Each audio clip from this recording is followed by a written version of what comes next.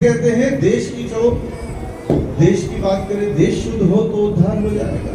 फिर कहते हैं म्लेच्छाक्रांतेषु देशेषु, ये अब समय कैसा म्लेच्छों से आक्रांत हो रखा है देश। म्लेच्छ आप जानते हो, लेकिन अगर शास्त्रीय भाषा में कहूं तो म्लेच्छ किसे कहते हैं? जो मलिन वस्तुओं का संग्रह करे तो म्लेच्छ। म्लेच्छ के कई सारे उदाहरण दिए। उसमें पहला कहते हैं, म्लेच्छ किसको कहते हैं? जो सेवा केवल कुछ पाने के लिए करता है, स्वार्थ से करता है, ठाकुर जी से कुछ मांगने के लिए जाता है, उसको भी म्लेच्छ बोलते हैं। देखो, एक उदाहरण से समझते हैं इस बात को। जब हम कभी गाड़ी से जाए ना तो ट्रैफिक सिग्नल आता है, वहां रेड लाइट हो, गाड़ी रुक जाती है, तो वहां मांगने वाले आ जाते हैं। और वो मांगने वाले क्या करते हैं? पहले तो आग्रह करके मांगेंगे, आप इग्नोर करोगे, ध्यान नहीं दोगे तो फिर आपका खटकाएंगे, और आपके मना करने पर भी जबरदस्ती आपसे मांग करेंगे। अगर आप उतर के जाने लगोगे तो आपको पीछे से कपड़े भी खींचते हैं, है ना?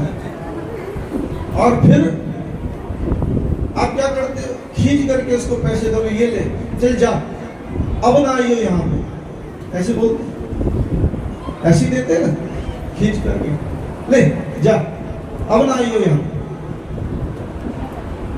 ऐसी स्थिति तो नहीं होनी हमारी प्रभु के साथ। हम प्रभु से मांगने जाते हैं, प्रभु नहीं देते, हम कहते नहीं चाहिए, उसको दिया है हमें भी दो। उसकी इतनी बड़ी गाड़ी आई, प्रभु मुझे भी चाहिए, उसका इतना बड़ा घर है, मुझे भी चाहिए, प्रभु नहीं देते। हम जिद करके अड़ जाते, नहीं हमें भी दो, चाहिए चाहिए चाहिए चाहिए। फिर प्रभु क्या करते हैं?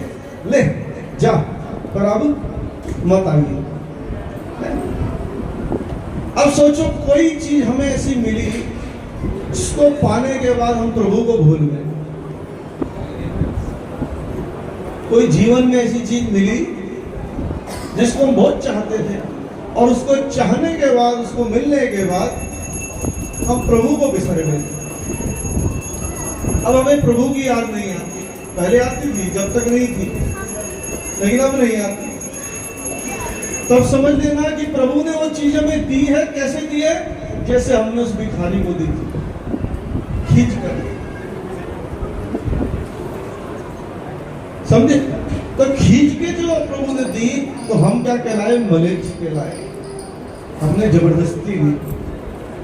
प्रभु तो दे देते, प्रभु के पास थोड़ नहीं कोई चीज की, लेकिन वो योग्यता देखते, जहां मेरा भक्त इस योग्य हो गया तो मैं इसको अपने आप ही वो चीज दे दूंगा। और यदि नहीं मिल रही तो समझना कि अभी योग्यता नहीं आई है, या उसकी संभाल हम नहीं कर सकते। किसी को बहुत सारा धन भी मिल जाए ना, और अयोग्य है, तो उसमें ऐब आ जाता है, दुर्व्यसन आ जाते हैं, उन पैसे का दुरुपयोग करना शुरू कर देता है। उसे कहाँ खर्चूं, कहाँ खर्चूं, तो जुआ वगैरह उल्टे सीधे कामों में खर्च करना शुरू कर देते। तो योग्यता नहीं है ना। इसलिए भक्त को चाहिए, प्रभु जब हम योग्य होंगे तो अपने आप दे देंगे। मांगना नहीं है, मांगना नहीं है, मांगा तो म्लेच्छ कहलाएगा।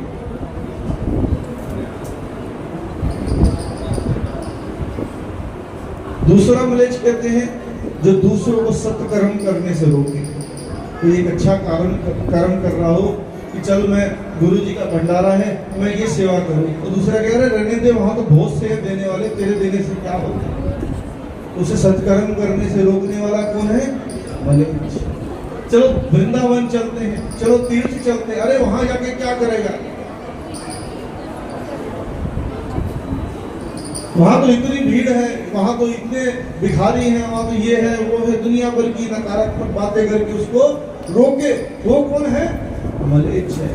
जो दूसरों को सत्कर्म करने से रोके, वो कौन है? म्लेच्छ।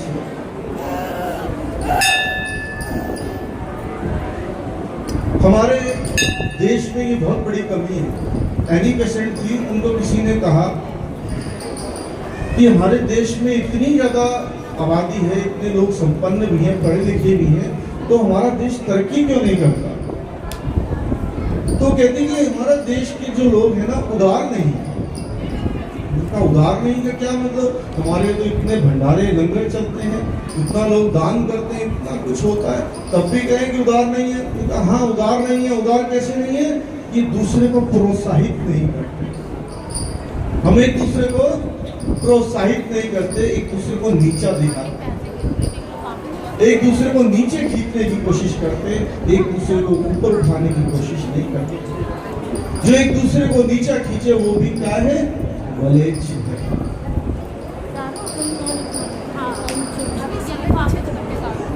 अगला म्लेच्छ कौन का है?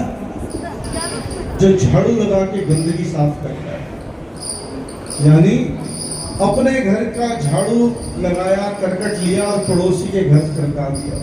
कहते झाड़ू लगाया घर के आगे से और करके अपने पड़ोसी के घर के आगे कर। अगर आपके साथ ऐसे कोई करता है तो क्या करते हो आप लोग? आपका पड़ोसी झाड़ू लगा के अपने घर का कूड़ा या घर का कूड़ा ला करके आपके घर के आगे डाल दे तो क्या करते हो आप? लड़ते हो, लड़ाई होती है और क्या होता है? उठा के उसके घर पे फेंक आते हैं। फिर ऐसा यहाँ क्यों नहीं करना? जब हम सत्संग में आते हैं तो हम देखते हैं कि कई लोग सत्संग ध्यान से सुन रहे हैं, लेकिन कई निंदा चुगली कर रहे होते हैं। वो क्या कर रहे हैं? अपने घर का कूड़ा निकाल के आपके घर में डाल रहे हैं, है कर रहे? उसके घर का कूड़ा निकाला और आपके दिमाग से आपके मन में डाल दिया, डाल रहे? तब क्यों नहीं करते कि उसका कूड़ा निकाल के उसको ही दे रहे हैं कि अपने पास रख, मुझे नहीं सुनना, ये बेकार की बातें नहीं सुननी मुझे, मेरी सत्संग चल रहा है, सत्संग सुन लेते। नहीं करते। तो अपने घर का कूड़ा निकाल करके जो दूसरों के घरों में डाले वो क्या है? मलेच्छ है। क्या है? मलेच्छ है। फिर कह रहे हैं हीन मंत्रों का उपासक। हीन मंत्र यानी जिन मंत्रों के द्वारा दूसरे की बुराई की जाती है, दूसरे का अहित किया जाता है, ऐसी उपासना जो करता है कि ये मैं पाठ करा रहा हूँ, जैसे कहते हैं ना कील दिया, या इस तरह से बातें करता है। तो ये जो उपासनाएं करते हैं वो भी कौन है? मलेच्छ।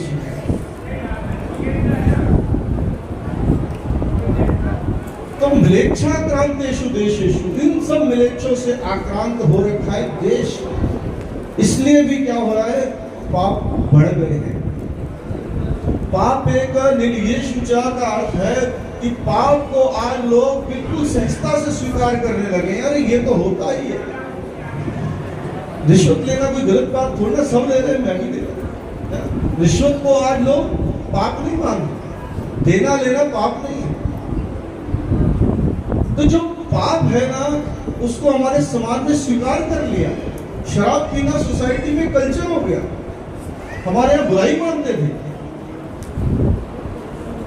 जब राजा परीक्षित ने कलयुग को 5 जगह दी रहने के लिए, उसमें मदिरा पान करने की जगह थी। जहां मदिरा पी जाती है वहां कलयुग का वास है, उसे बुरा मानते हैं। लेकिन आज सोसाइटी ने उसको स्वीकार कर लिया, समाज ने उसको स्वीकार कर लिया। पाप एक निर्येशुचा, पाप को हम स्वीकार कर चुके हैं। तो हमारा उद्धार कहां होगा? शास्त्रों के अनुसार चलो, जो शास्त्र कहते हैं उस पे रहो, तब उद्धार होगा। सब पीड़ा व्यग्र लोकेषु, और जो सत्पुरुष हैं वो दुखी हो रहे हैं। सच बोलने वाले, उनको लोग गलत ठहराते हैं, कष्ट देते हैं, दुख देते हैं। सज्जन लोग दुख पा रहे हैं, ऐसा आजकल समाज में हो रहा है।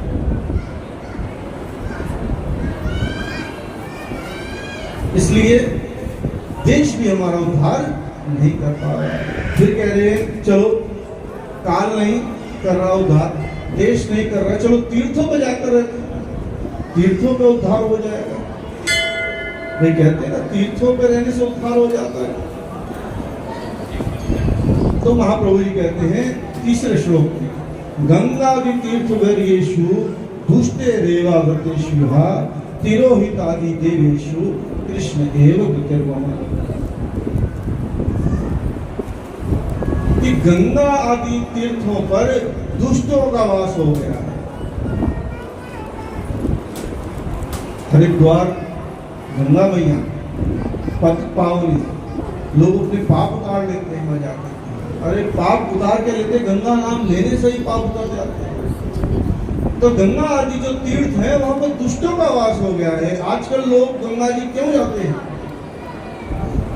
अरे गंगा जी क्या, वृंदावन वगैरह शब्द भी आता है ना, तो कहते हैं हम घूमने जा रहे हैं। क्या करने जा रहे हैं? घूमने जा रहे हैं। अरे तीर्थों में घूमा जाता है क्या? तीर्थों की मर्यादा होती है। हम हरिद्वार में रहते हैं, हम देखते हैं कैसे कैसे व्यभिचार हो रहे हैं। ऋषिकेश जो संतों की भूमि योग स्थली हुआ करती थी, जहां जाके लोग अंतिम समय के अपने योग साधना करके अपने प्राणों को त्यागते थे, वहां पर आजकल रिसोर्ट बन गए। वो रिसोर्ट में क्या हो रहा है? सारे गलत काम हो रहे हैं। तो तीर्थों की मर्यादा कहाँ है? केदारनाथ में आपदा आई थी, कितने ज्यादा व्यभिचार हो रहे थे, तो भोलेनाथ ने अपना तीसरा नेत्र खोल के दिखला दिया था। अब देखो ना, इतना बड़ा आश्चर्य, अब तब भी यकीन ना हो कि वहां केवल मंदिर बचा, बाकी सब कुछ तबाह हो गया। इससे बड़ा आश्चर्य होगा क्या? तब भी हमारा विवेक नहीं जाग रहा, क्योंकि तीर्थों में दुष्टों का वास हो गया और ये बढ़ता जा रहा है। तीर्थों में भीड़ तो बढ़ती जा रही है, बढ़ती जा रही है, लेकिन वो घूमने वालों की।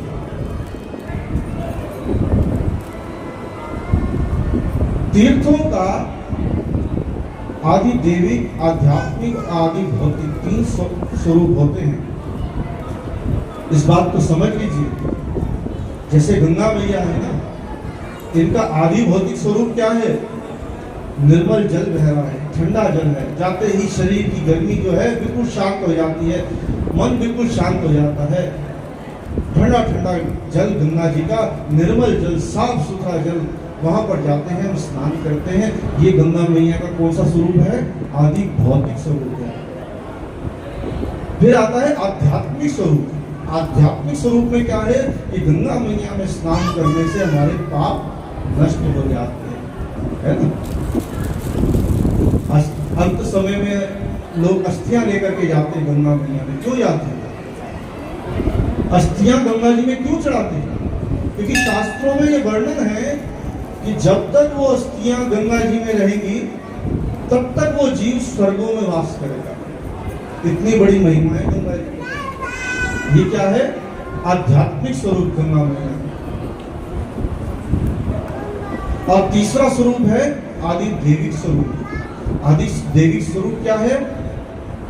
गंगा मैया श्री ठाकुर जी के चरणों का चरणामृत है। जब वामन अवतार हुआ था भगवान का, तब जब भगवान ने 3 पग में पृथ्वी नापी थी, तो एक चरण उन्होंने ऊपर ब्रह्मलोक में ले गए थे। वहां ब्रह्मा जी ने जब प्रभु के चरण आए तो उनका प्रक्षालन किया। इससे विरजा नदी के जल से, जो उनके कमंडल में थी। और जब वो श्री ठाकुर जी के चरणों का स्पर्श करके वो जल नीचे स्वर्ग में आया, तो वो गंगा जी बन गया। ये क्या स्वरूप है प्रभु का? गंगा मैया का आदि देविक स्वरूप। तो जब हम गंगा जी का पान करते हैं, तो समझ लो ठाकुर जी का चरणामृत साक्षात हमें पान हो रहा है, और वो भक्ति हमारे हृदय में अपने आप ही सहज प्राप्त हो जाती है। ये क्या स्वरूप है गंगा मैया का? आदि देवी। तो 3 स्वरूप आपको बतलाए। आदि भौतिक स्वरूप, जो लोग आजकल जा रहे हैं, जाते हैं, हम जाएंगे गंगा जी में नहाएंगे, बहुत गर्मी पड़ रही है, ये। दूसरा, जाएंगे हमारे पाप नष्ट हो जाएंगे। और तीसरा कि हम ठाकुर जी की भक्ति पाना चाहते हैं, गंगा मैया से बड़ी सहजता से मिल जाएगी। ये तीनों स्वरूप है। किस स्वरूप को लेकर के आप जाना चाहते हो, क्या पाना चाहते हो, ये आपके ऊपर। वो तो बह रही है, वो भक्त के ऊपर है, वो कैसे उसको पा सकता है, उसका लाभ ले सकता है। बोलो गंगा मैया की। तीर्थों पे भी हम जाएं, वृंदावन जाएं तो ऐसे जाएं जैसे गोपी गीत में गोपियां ठाकुर जी को ढूंढ रही थी। तो रास के समय ठाकुर जी अंतर ध्यान हो गए तो गोपियां जगह जगह जाकर के ठाकुर जी का पूछ रही थी, किसी इस पेड़ से, कभी इस पेड़ से, अशोक तू बता, चंपा तू बता, ये लता ये तुम बताओ। वहां ढूंढ रही है ठाकुर जी को। तो आप जब ब्रज में जाओ तो किस भाव से जाओ कि यहाँ पे ठाकुर जी की ये लीला हो रही है, यहाँ पे ठाकुर जी की ये लीला हो रही है। ये सोच के मत जाना कि वहां पे चाट पकौड़ी बहुत अच्छी बनती है, वहां पेड़े बहुत अच्छे मिलते हैं ना। ब्रज का नियम है, नंगे पैर चलते थे ठाकुर जी। ठाकुर जी ने कभी खड़ाऊ नहीं पहनी, चप्पल नहीं पहनी। जब मैया कहती थी ना मैं चप्पल पहनने के नहीं, पैर में कांटा चुभ जाएगा, तो कहते थे पहले मैया मेरी नौना दोनों के लिए खड़ाऊ बना, उनके लिए जूते बना, जब वो पहनेंगी तो मैं पहनूंगी। तो नंगे पैर चलने वाले ठाकुर जी, उस रेत में ठाकुर जी के चरण चिन्ह होते हैं। उस ब्रज में जब आप जाओ तो विवेक रखो, ब्रज की कोई भी चीज अपने साथ नहीं लानी है। गिरिराज जी गोवर्धन जी जाएं तो कोई शिला हमें नहीं लानी वहां से, क्योंकि वहां की जितने भी शिलाएं हैं, जितने भी पेड़ हैं, जितने भी युग्म लताएं हैं, वो सब के सब ब्रज जन हैं, गोपी जन हैं। जब रास का समय होता है, लीला का समय होता है, वो साक्षात प्रकट हो जाते हैं। उद्धव जी स्वयं आखिरी समय में वहां पर लता पताका के रूप में परिणित हो गए थे। तो जितने भी वहां पर चीजें हैं वो सब की सब ठाकुर जी की लीला स्थली है। तो वहां जब जाओ तो वहां की बिना मतलब की कोई भी शाखा नहीं तोड़नी, पत्ता नहीं तोड़ना, कोई भी वहां की सामग्री उठा करके अपने साथ नहीं लानी। वहां का चलो गिरिराज जी हम अपने साथ ले जाएं घर में, नहीं। तो आपको वो अपराध पड़ता है, क्यों? क्योंकि वो आप ठाकुर जी की लीला से उनको विमुक्त कर रहे हैं। ठाकुर जी की लीला से उनको विमुक्त करने का अपराध ना पड़े, इसलिए विवेक के साथ हमें जाना है। तो तीर्थों पे जाओ तो विवेक से जाओ, तब हमारा उद्धार होगा। लेकिन आजकल ऐसा नहीं हो रहा, इसलिए महाप्रभु जी कह रहे हैं कि गंगा तीर्थ वरेशु दुष्टे देवावतेश विहार तिरोहिताधि देवीश। उन्होंने अपना तिरोहित कर दिया, कौन सा स्वरूप? आधि देवी स्वरूप, जो मैंने आपको बतलाया, वो अपना उन्होंने तिरोहित कर लिया है। इसलिए आपको ब्रज में जाते तो ठाकुर जी की लीलाओं के दर्शन नहीं हो पाते।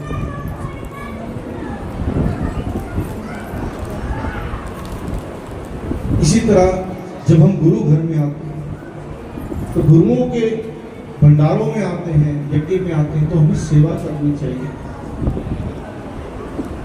ये जो यज्ञ भंडारे होते हैं ना, ये खाने पीने के लिए नहीं होते, ये सेवा के लिए होते हैं।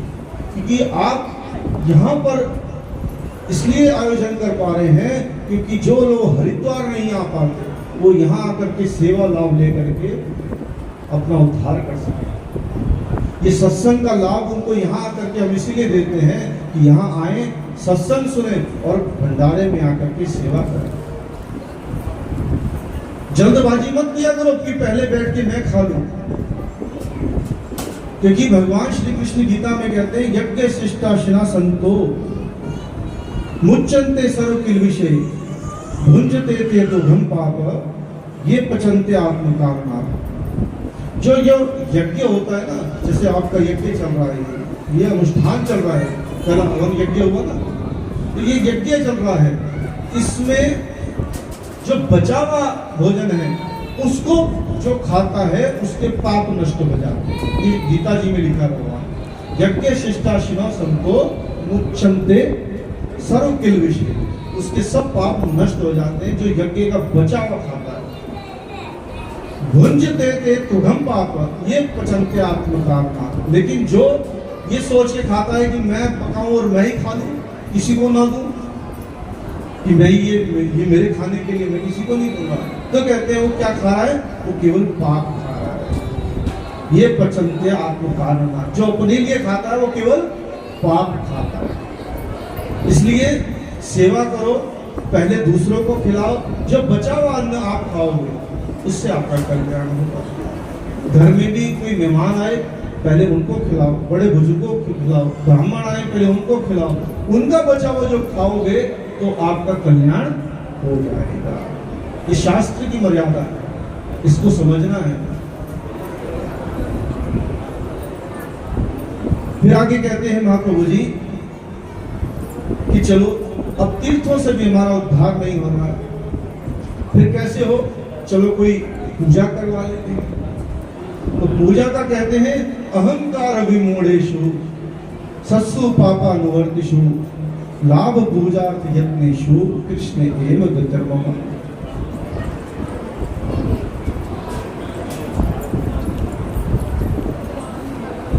लाभ पूजा का हमें क्यों नहीं मिलता है? क्योंकि अहंकार आ जाता है कि मैं करवा रहा हूं, मेरी पूजा है। वो जो अहंकार का बीज आ जाता है वो हमारे को किसी भी पूजा का फल मिलने नहीं देता।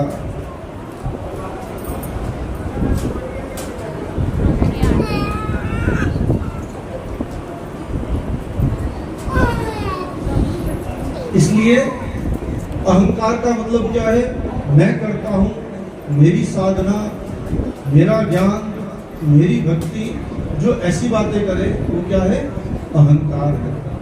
इससे हमें बचना है, इसलिए हमें उसका लाभ नहीं मिल रहा।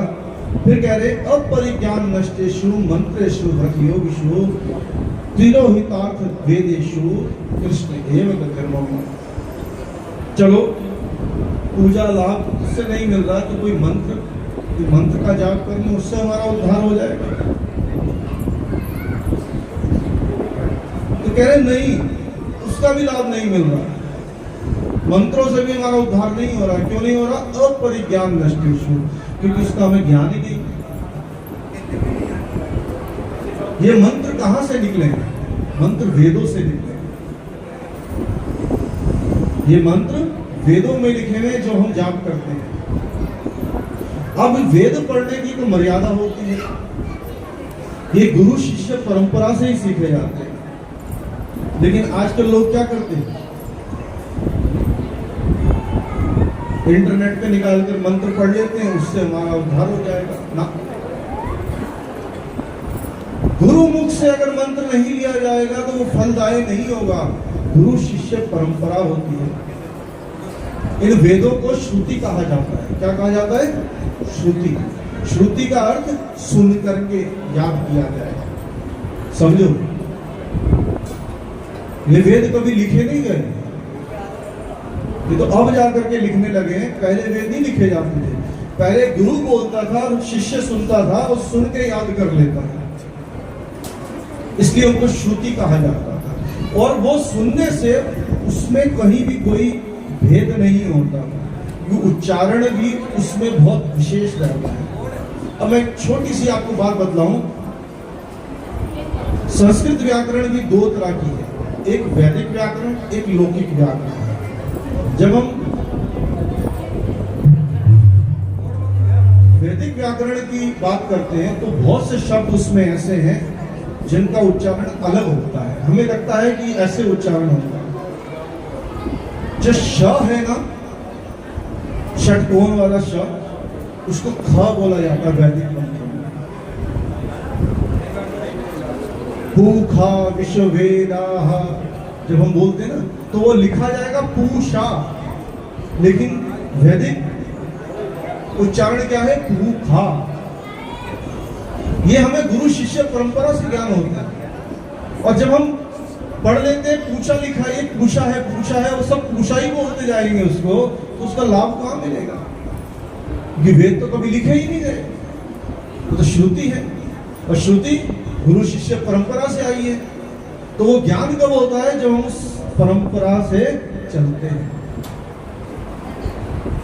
इसलिए ज्ञान न होने की वजह से मंत्र हम सही से उच्चारण कर नहीं पाते, और नहीं कर पाएंगे तो क्या होगा? उसका जो लाभ मिलना है वो हमें मिलता नहीं है। ये तो गुरु को ही पता है। एक मशीन खराब हो गई, उसको ठीक करने के लिए इंग्लैंड से एक आदमी आया।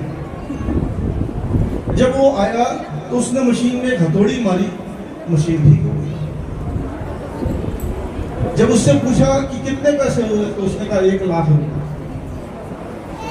क्या कहा? 1 लाख रुपए। और उन्होंने कहा हथौड़ी मारने के 1 लाख रुपए, ऐसे होता है क्या? उन्होंने कहा महाराज हथौड़ी मारने के 1 लाख रुपए नहीं है, हथौड़ी मारने के तो 1000 रुपए ही है, लेकिन 99,000 इस बात के हैं कि हथौड़ी मारनी कहाँ है।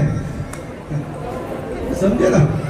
तो गुरु को ये पता होता है कि कौन सा मंत्र कैसे सिद्ध होगा, तो वो गुरु मुख से सीखा जाता है।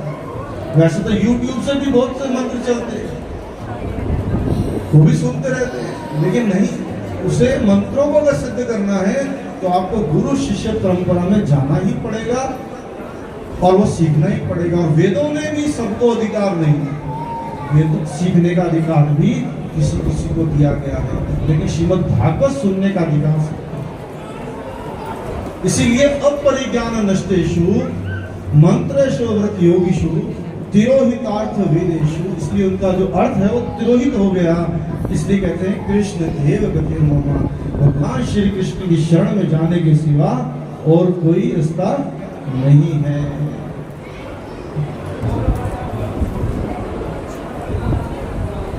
जो हमारा गुरु शिष्य परंपरा से मंत्र हम लेते हैं, इस मंत्र में बहुत शक्ति आ जाती है। जैसे श्री कृष्ण शरणम मम,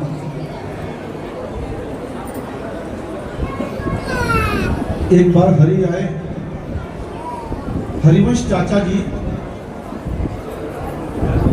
ठाकुर जी की सेवा की सामग्री लेकर के आ रहे हैं। संध्या हो गई, और संध्या हो गई ना तो जमुना जी पार करने के लिए कोई नाव नहीं मिल रही। अब वहां पर वो खड़े हुए हैं, देख रहे हैं कि कोई नाव मिल जाए तो पार जाए। इतने में ठाकुर जी की सेवा में देरी हो रही है।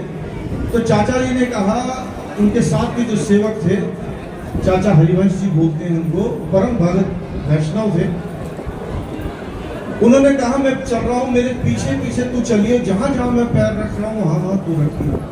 तो चाचा हरिवंश जी श्री कृष्ण शरणम मम ये जाप करते करते जमुना जी के ऊपर चलते चले गए। जब चलते जा रहे थे ना तो उनके पीछे वैष्णव भी चल रहा था। तो उसने जब देखा कि ये क्या जाप कर रहे हैं, उन्होंने सुना ये तो श्री कृष्ण शरणम मम अष्टाक्षर का जाप कर रहे हैं, ये तो मुझे भी आता है, मैं भी कर लेता हूं।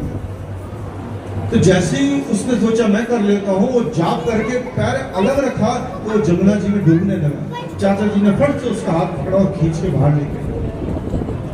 अब उसने प्रश्न किया गोसाई जी से, गोसाई जी मैंने भी ये किया और चाचा जी ने भी ये किया, उन्होंने भी गुरु मंत्र लिया और मैंने भी गुरु मंत्र का उच्चारण किया, लेकिन वो तो जमुना जी के ऊपर चल गए, मैं डूबने लगा, ऐसा क्यों? तो उन्होंने कहा उनकी सुन ली है, तेरी अब सुनेगी, तेरी अभी सुनी नहीं है, उनकी सुन ली है। चला मैं तुझे दर्शन कराता हूं। जब वहां पे चाचा जी के पास गोसाई जी उनको लेके गए तो देखा चाचा जी सो रहे हैं और उनके रोम रोम में से श्री कृष्ण शरणम मम, श्री कृष्ण शरणम मम, रोम रोम में से उच्चारण हो रहा। लेकिन हम सच बताएं भक्तों, तो बहुत से भक्तों को श्री कृष्ण शरणम मम सही उच्चारण भी नहीं करना आ रहा। आप सब उच्चारण करेंगे।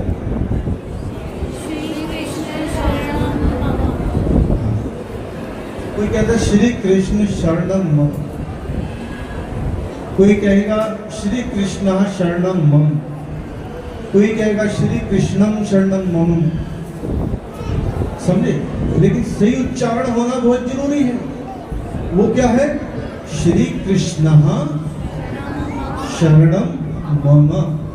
म पूरे पूरे 2 माँ हैं, मम नहीं बोलना, मम। इसलिए गुरु मुख से जब हम सीखें, उच्चारण शुद्ध होना बहुत जरूरी है। श्री कृष्ण शरणं मम, श्री कृष्ण शरणं मम, श्री कृष्ण शरणं मम, श्री कृष्ण शरणं मम,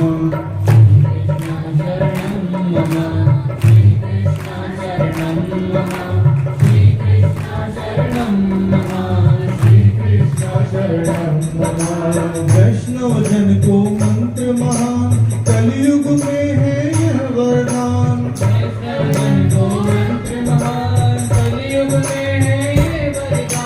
जन जन का करता कल्याण, श्री कृष्ण शरणं मम, जन जन का करता कल्याण, श्री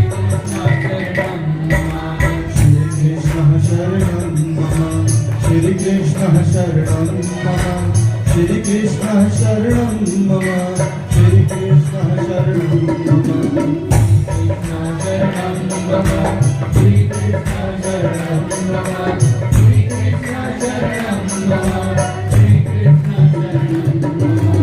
वल्लभ का आदेश यही है, गीता का उपदेश यही है, वल्लभ का आदेश यही है, गीता का उपदेश यही है, लाल जी का संदेश यही है, श्री कृष्ण शरणं मम, लाल जी का संदेश यही है, श्री कृष्ण शरणं मम, श्री कृष्ण शरणं मम, श्री कृष्ण शरणं मम, श्री कृष्ण शरणं मम, श्री कृष्ण शरणं मम, श्री कृष्ण शरणं मम, श्री कृष्ण शरणं मम, श्री कृष्ण शरणं मम, श्री कृष्ण शरणं मम। अष्टाक्षर का यह संगीत, इसको गाकर मन को जी, अष्टाक्षर का ये संगीत, इसको गाकर मन को जी, परम ब्रह्म से होगी प्रीत, श्री कृष्ण शरणं मम, परम ब्रह्म से होगी प्रीत, श्री कृष्ण शरणं मम, श्री कृष्ण शरणं मम, श्री कृष्ण शरणं मम, श्री कृष्ण शरणं मम, श्री कृष्ण शरणं मम, श्री कृष्ण शरणं मम, श्री कृष्ण शरणं मम, श्री कृष्ण शरणं मम, श्री कृष्ण शरणं मम। गले में तुलसी की माला, होठों पर हो नाम का प्याला, गले में तुलसी की माला, होठों पर हो नाम का प्याला, आँखों में मुरली वाला, श्री कृष्ण शरणं मम, आँखों में मुरली वाला, श्री कृष्ण शरणं मम, श्री कृष्ण शरणं मम, श्री कृष्ण शरणं मम, श्री कृष्ण शरणं मम, श्री कृष्ण शरणं मम, श्री कृष्ण शरणं मम, श्री कृष्ण शरणं मम, श्री कृष्ण शरणं मम, श्री कृष्ण शरणं मम। जन्म जन्म के पाप कटे, रोग शोक सब दूर हटे, जन्म जन्म के पाप कटे, रोग शोक सब दूर हटे, जो मुख से यह मंत्र रटे, श्री कृष्ण शरणं मम, जो मुख से ये मंत्र रटे, श्री कृष्ण शरणं मम, श्री कृष्ण शरणं मम, श्री कृष्ण शरणं मम, श्री कृष्ण शरणं मम, श्री कृष्ण शरणं मम, श्री कृष्ण शरणं मम, श्री कृष्ण शरणं मम, श्री कृष्ण शरणं मम, श्री कृष्ण शरणं मम। मथुरा प्रकट भये गोपाल, गोकुल में आए नंदलाल, मथुरा प्रकट भये गोपाल, गोकुल में आए नंदलाल, वृंदावन में नाचे ग्वाल, श्री कृष्ण शरणं मम, वृंदावन में नाचे ग्वाल, श्री कृष्ण शरणं मम, श्री कृष्ण शरणं मम, श्री कृष्ण शरणं मम, श्री कृष्ण शरणं मम, श्री कृष्ण शरणं मम, श्री कृष्ण शरणं मम, श्री कृष्ण शरणं मम, श्री कृष्ण शरणं मम, श्री कृष्ण शरणं मम। श्री कृष्ण शरणं मम, श्री कृष्ण शरणं मम, श्री कृष्ण शरणं मम, श्री कृष्ण शरणं मम।